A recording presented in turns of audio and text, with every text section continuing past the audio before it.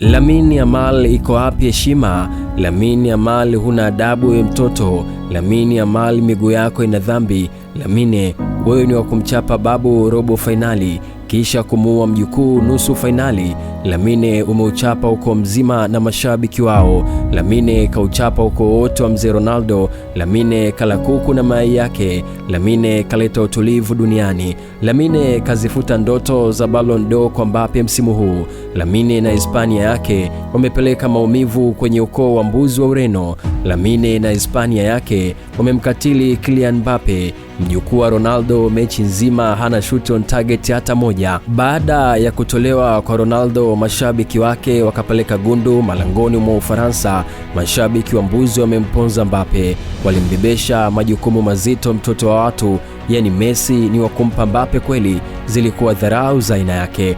Wapi mtakimbilia mashabiki wa mbuzi? Wapi mtaenda kuipata furaha yenu? Wapi mioyo yenu itaenda kutulia? Ni pahala gani kuna mtu wenu? Mmechoka, hamna mwendo. Kama kuteseka, hili kombe limewatesa sana.